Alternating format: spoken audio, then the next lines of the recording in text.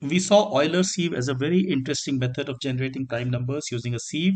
The idea was that we would strike out every composite number exactly once, and hence it's more efficient compared to the sieve of Eratosthenes.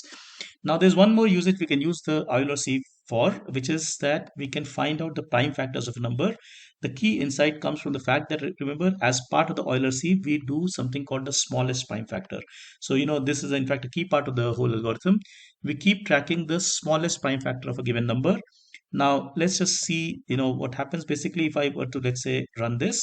So I'm running Euler sieve up to 100. So these are my prime numbers 2, 3, 5, 7.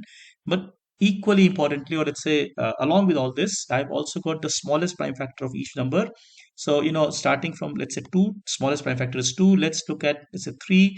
uh, you know let's say we take, let's say, this is 13, 14, 15. So smallest factor of 15 is 3, and so on and so forth. Now this becomes very crucial to find prime factors, because all I need to do is to keep basically dividing the number that we are interested in with its smallest prime factor, and I keep doing that until I hit a prime number. So for example, let's say I want to find the prime factors of 84. Well, I create a list called factors which will hold the factors.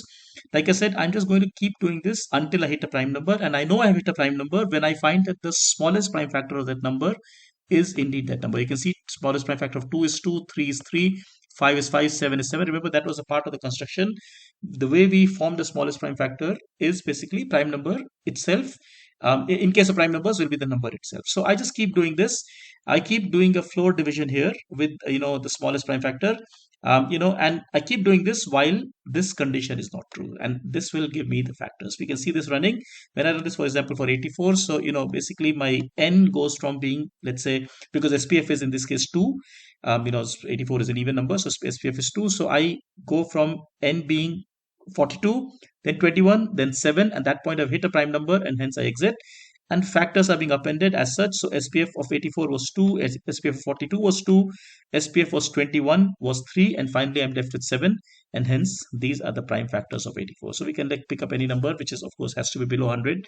So let's say I take maybe let's say 95, right? So that's 5 times 19. In fact, that's exactly what happens, right? So the first iteration itself, I go and hit 19, and that's a prime number. So and hence I exit. So factors are 5 and 19. Let's take one more. Perhaps maybe I'll say, let's say 60. So maybe say 50. 6, right? So this should have factors, and that is basically 2, 2, 2, 7, because 8 times 7 is 56. Again, 56 becomes 20, 28, 14, 7, and hence I exit. Again, this while loop, very nicely done.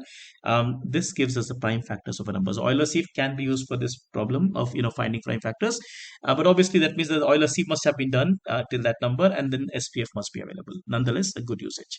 I hope you found this interesting. This video is a part of the WiByte algorithms and Olympiad track. Look at our website www.wibyte.in for more details, and forever enjoy coding. Take care. Thank you so much. Bye bye.